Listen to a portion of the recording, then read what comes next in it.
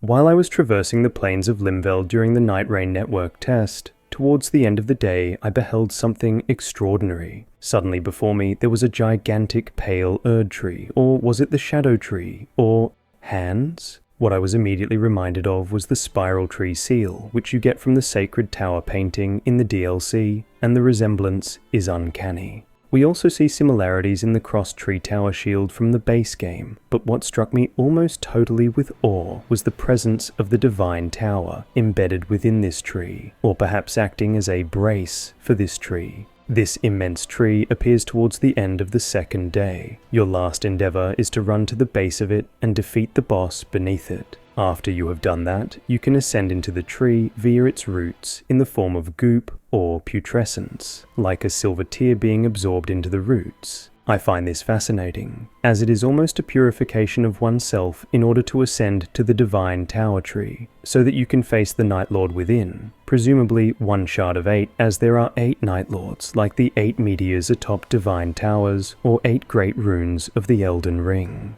But before we go there, first, the outside of the tree presents 2 intertwined trees, or shoots, which resolve into 2 separate canopies which, if you look closely, are in fact 2 hands with 5 fingers either side. They are flanking a Divine Tower, which is not only very easily identifiable from the outside, but undeniable when you enter. From the same stone tablets with the same inscriptions, to the very same elevator and patterns adorning it, and the same internal structure. The bridge outside is similar but distinctly different from that of the divine bridges we see in Elden Ring, and perhaps denote an important indicator of where the timeline deviates from Elden Ring. They have the same images from the Divine Tower and the vine we see all throughout the lands between in forts, castles, and Farum Azula. The pillars on this railing are not the standard kind we see in the base game, but are instead miniature versions of the pillars from the Temple of Apollo, which are found in the ancient dynastic ruins, and throughout the lands between, clearly originating in the age before the Erdtree.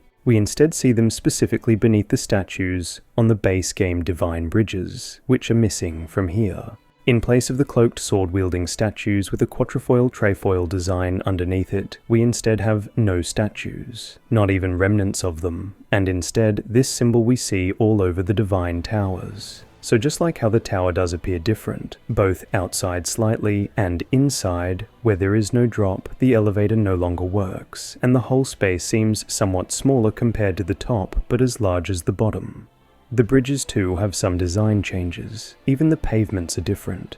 I wager this is due to the deviation in the timeline, or perhaps from the reconstruction of these bridges and towers at a later date. The fact a dragon is above the door at the end of this path, to me, is telling, given I believe dragons were those that ruled the age before the game that we play, long before the Shattering. So what is this Divine Tree Tower? Is it lore relevant or accurate? If so, and even if not, what does it mean or indicate? Is this Divine Tower a brace for this tree, or is it something else? The concept of trees and braces are not estranged at all from Elden Ring. We see this very concept several times. We see the Halig tree and the literal brace of Elphael. We see the Shadow Tree and the examples of it being braced by itself or other structures, and what appears to happen without a brace. We have the Erdtree and the Erdtree Sanctuary extending out to it, also like some form of brace. And we also see the Tower of Enirilim around this tree, perhaps also representing a brace for it. So it would make sense this could also be what this Divine Tower or towers were for, a brace to grow great trees, to spread the Great Tree network, the original design of the Greater Will. But like the Erdtree, I imagine it could also indeed serve multiple purposes, and we will absolutely get to that. So if these are braces for these trees, then from where did the trees grow? And from what? And what is the purpose of these trees? What is the Divine Tower to these trees? Just a brace or more? In order to glean further relevance, let us first take a look at the Divine Towers and consider their potential purpose and meaning. This specific vine pattern on the Divine Towers is also found in Elphael in the old section of the Halig tree, which is essentially a very death-coded mausoleum.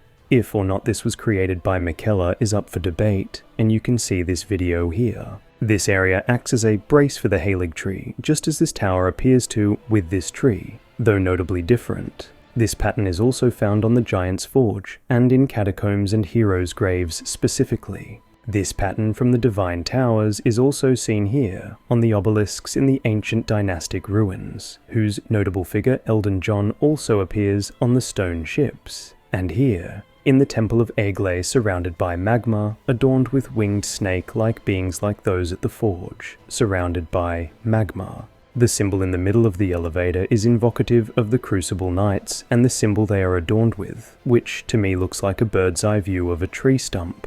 And I cannot help but see an uncanny similarity with the previous Elden Ring with what seem to be roots coming down from a tree. We see people in the archways, and this reminds me of the people in the archways also found in catacombs. And those people we see flying around the archways are exactly the same as those we see on the stone coffin ships. These coffin ships, full of death, drifted towards the center of the map as per the ancient dynastic coded suppressing pillar, as death does. We also see the sigil found around the asteroid shards on the top of the towers adorning heroes' graves, which is the same symbol we find atop the suppressing pillar. The twisted rope-like knot symbol is seen here, encircling this ship, which represents the unending legacy of Vasco da Gama's voyages, which were foundational to Portuguese global expansion and the establishment of a sea route to India. We see this knot on the tombs of Vasco da Gama and on another famous Portuguese poet, Luís de Camões, meaning this knot denotes both shared lineage, and is also associated with death, as in both cases we find it adorning tombs.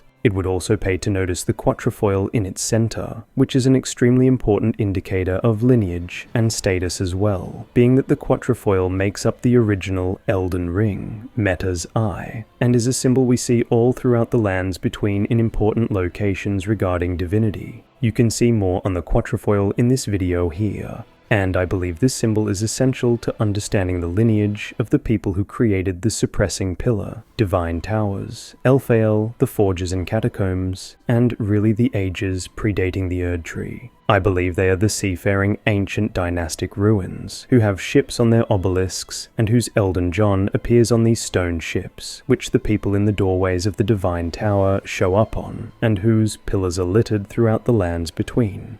They are tree-centric, which will obviously be important later, as not only Elden John has a tablet with a tree on it in his hands, but the tree is shown on the obelisks between these divine tower-esque vine patterns, and also hidden behind these giant reliefs. We also have the belfries, which link these critical locations reflect who appears to be Elden John yet again, embedded into a tree that is very familiar to both the tree shown at Elphael in the flags outside of Lindell, and this tree with several people and some form of object in the top of it.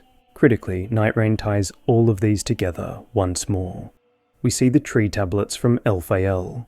We also see the chalice we find at Elphael, Lindell, and the Shadowview area, the ancient dynastic ruin plaques, and a smaller version of the tablets from the mountaintops of the giants all collected together in a very astrologer-coded round table hold. So we can see clear links between the Divine Towers and death. But not only that, the lineage, but more importantly, function, is no doubt as interconnected as these pillars and towers are. If we put the functions of the previous three, the Erdtree Burial Catacombs, Giant's Forge, and Suppressing Pillar, together, we have in essence a place of burial, where the power of death is used to affect the cycle of souls, which you can really think of as energy. Either to burn away a soul and return it to the flame of ruin, which is capable of burning down an old age to establish a new one, or fertilize new growths, or bury it and return it to the Erdtree roots, or have it drift toward a particular location to be suppressed for a particular purpose. If these divine towers function similarly, then perhaps their purpose was to channel the death that was pulled into the middle of the map, which may have acted as nutrients for these trees. After all, we have the same people depicted in the archways of these towers, just as we see in catacombs, as shown on the stone coffin ships. And honestly, it comfortably goes even further than that. As I demonstrated above, these locations are all undoubtedly connected. Even among these links we see figures like Elden John further linking the ancient dynastic ruins and the stone coffin ships, which as we explored are linked to the Divine Towers, Elphael, Forge, and Catacombs. This was in my opinion some sort of mass death ritual conducted by the people of the time, as even the pillars on the stone ships are the same as those we find in communal areas and churches throughout the lands between. If that is the case, then what does the fact in the base game we see these towers around each other forming a circle and spiraling upward mean? What purpose could they have forming a gigantic construct spiraling towards the heavens, culminating at the Giant's Forge? The Giant's Forge with these same vine patterns, whose fires burn the souls of maidens, whose magma is likely imbued with souls as we see in the silver tear-like living magma, and Smith script art in the DLC, and whose soul-rich sparks fertilize the flower blossoms found in the mountaintops. This follows given souls are power or energy, which we traditionally see return to the Erdtree via Erdtree burials, the power or essence returning to the Erdtree via the root system. In this case, in the time before the Erdtree, souls may have been used to fertilize these immense divine Towertrees, in an age where fire burned away all death. We see this by the sparks of the forge, which we know to consume souls, enriching flowers, so we can see a connection between all of these things in both lineage and or function. The divine towers, catacombs, Elphael, the Giant's Forge, and even Fara Mazula, all of it tied neatly together, connected at the belfries, which connect to all of them. For far more ties between these locations, including the pots of the ancient ruins being the same as those in the catacombs, or the pillars of the catacombs being the same as those in Fara Mazula, see this video here. But what are these Towertrees? What is their true function? Can we confirm that theory? Well, I honestly think we have plenty to go on in the base game as well. First, if this is a tree, what is its seed?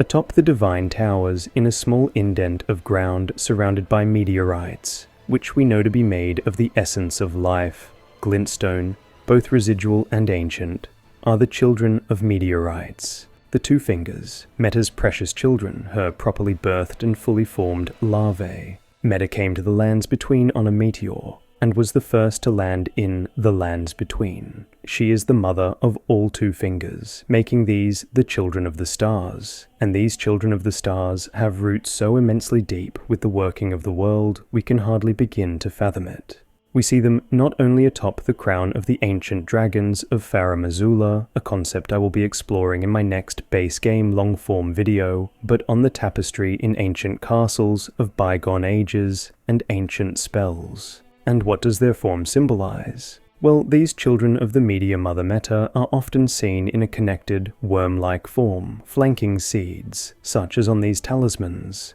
In this tapestry as well, it does to me invoke the finger sigil, which in this instance is branching out into what appear to be trees, found at a castle whose front gates mimic the divine gates of Enir Ilium. And this is what I see in these divine Towertrees, the two fingers having grown intertwined into two hands, a new divine tree to make up the great tree network that would rule and shape the lands between. But we will get there. Considering we already see two phases of this tree, moving from a single hand to two hands, having this process start with the two fingers actually makes a lot of sense. We see roots literally coming down from the roof of this tower, and I believe those roots were given their nutrition by these towers, which worked as feeding tubes funneling the death attracted by the suppressing pillar.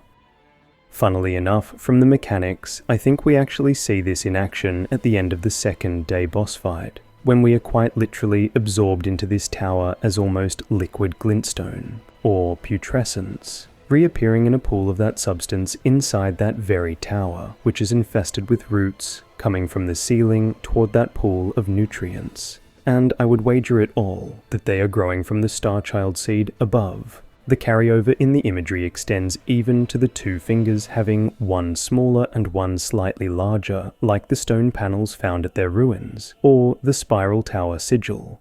To me, they are the perfect grown version of the larvae that Meta spews during our fight with her, when she summons finger creepers. No longer two fingers, as she cannot correctly birth them.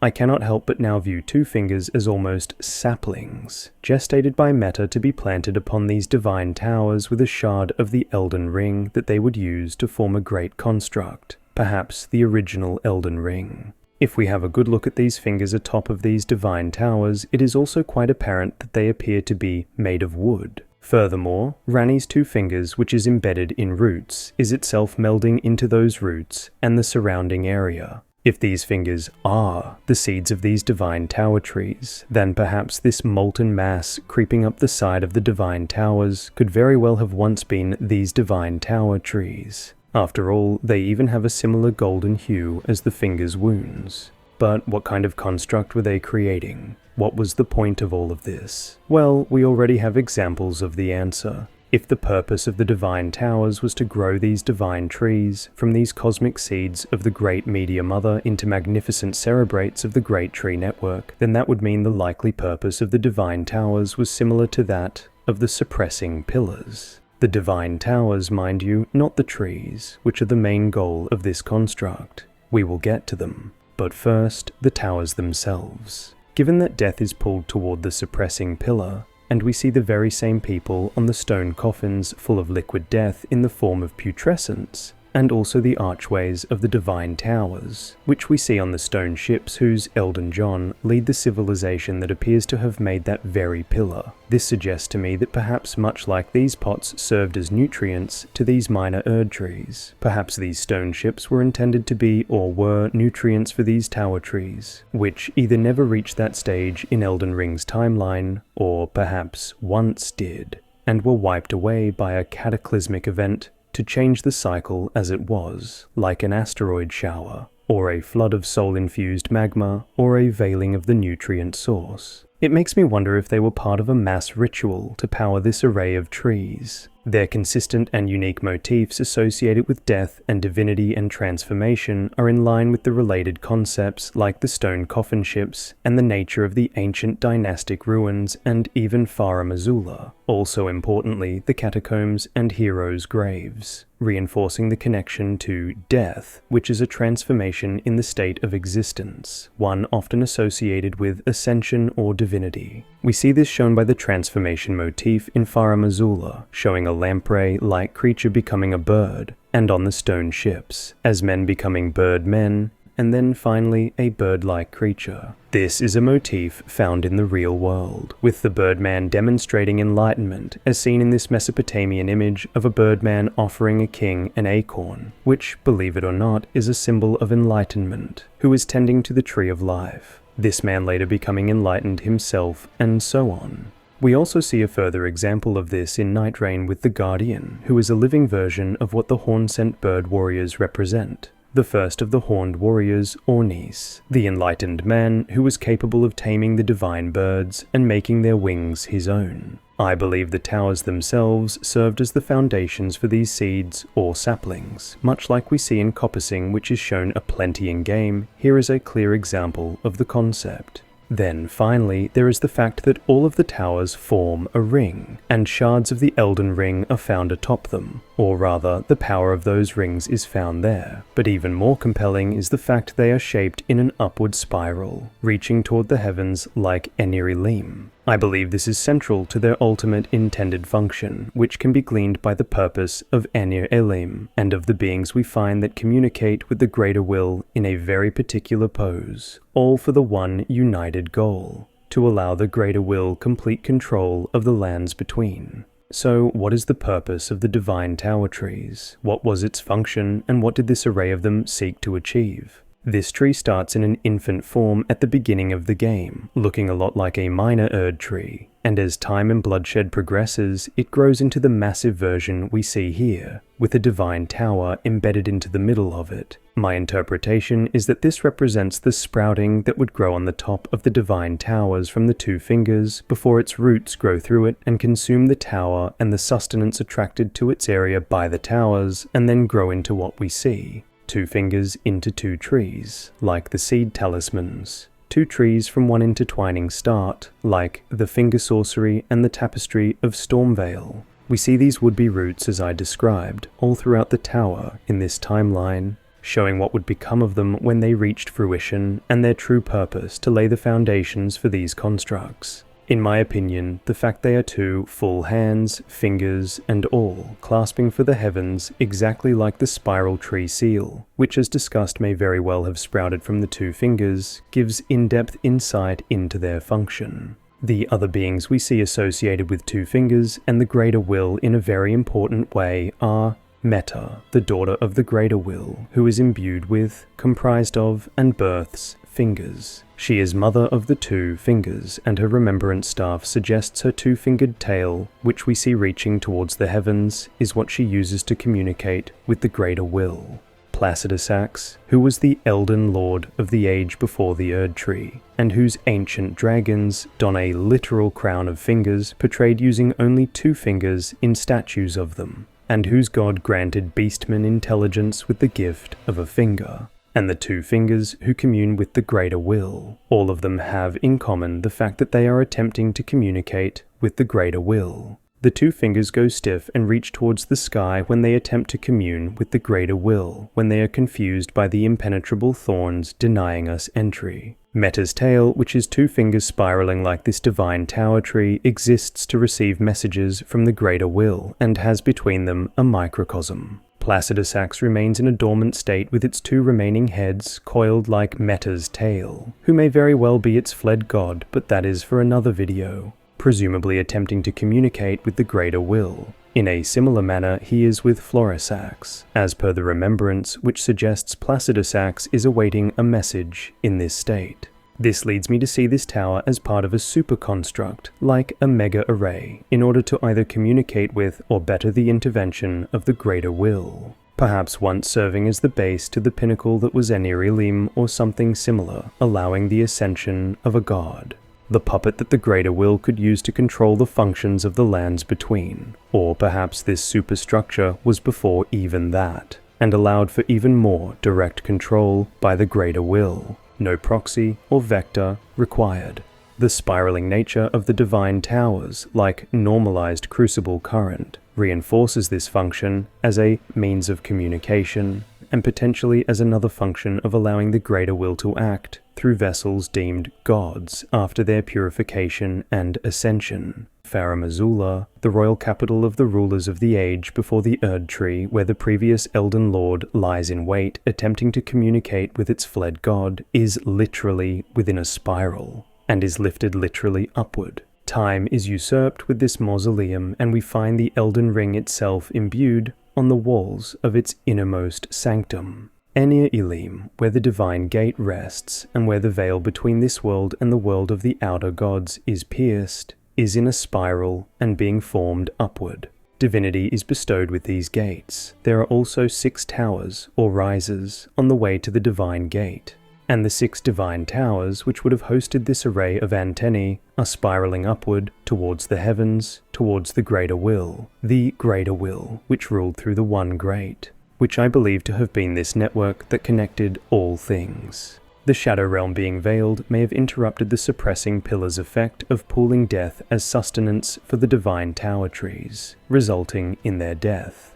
We see their seeds, the larvae of Meta, the children of the stars, lying dead atop them, no nutrients. Dried, dead wood. Like a withered sapling, the rune that may have comprised a part of its function, a shard of the Elden Ring, perhaps originally formed by these divine towers, left as the residue we collect, the power to make a lord. The very same power these towers lead us to challenge in Nightreign. This could very well shed light on the gravity of what Marika did when she veiled the Shadowlands. We see giant roots all throughout the DLC map, and some of the largest forests ever seen. And this of course leads me to believe perhaps once they stretched from the Divine Towers to the suppressing pillar, or perhaps once the Divine Towertrees formed the brace for the Shadow Tree, and without it, it broke.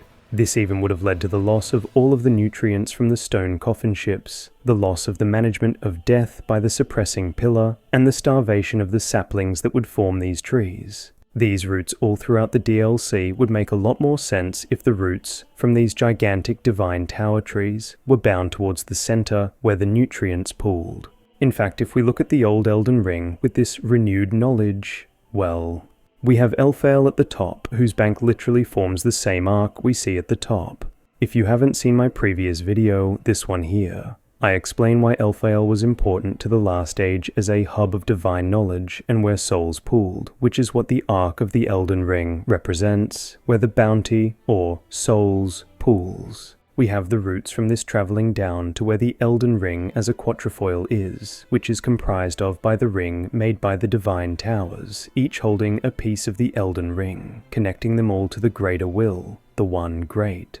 To bring this outrageously full circle, if you aren't already sold, I think this is all reinforced by this route pattern we see that is as far back as the ancient dynastic ruins, being on the Divine Towers, also reflecting on the talisman representing the energy, or essence, as per the exact same roots reflecting on both the Viridian and Turtle talisman. They are also associated with the seed talisman that I referred to earlier, which the fingers are flanking, with a familiar root-like pattern in the middle of these seeds. If my links between all of these places, spanning all the way back to the ancient dynastic ruins, are true, and it all had to do with the construction of these Divine Towertrees to grant the greater will access to and control over the lands between, we would expect to see evidence of tree worship and a directive for this sort of action in the ancient dynastic ruins and all throughout the cultures of the lands between. And we do. On the back of the obelisks, hidden, are both the flame palmette, which is a key icon in Fara Missoula. See this video here for much more information on this, and of course, most importantly, the tree symbol, which is even found in the tablet held by Elden John in favor of the map of the world which lays at his feet. And of course we see this tree symbol in all of these locations as well as in Nightreign. While I understand everyone complaining about Nightreign not being lore relevant, I find this hard to discount. It fits so beautifully, and I will ruminate on it more. However, I am interested to hear your thoughts. Let me know what you think in the comments, and don't forget to like and subscribe if you enjoyed the content. I think this is a fantastic example of how, while it is said the events of Nightreign are separate to Elden Ring, they share common events like the shattering, common enemies, and common concepts we may see play out different, such as Morgott giving into his defilement and using Bloodflame magic, or the Divine Towers being shown as they may have intended to be. My next video will be exploring the migration of the Titans that we see in Nightreign because it lines up outrageously well with my previous theories. The video after that, I will return to my base game lore videos, finally releasing my long-form Dragonology video. I had a really great time playing Nightreign and would like to sincerely thank Managam who made it possible by generously donating their code to me. Thank you to my patrons and YouTube members for being such a driving motivation behind keeping me on track and supporting the channel.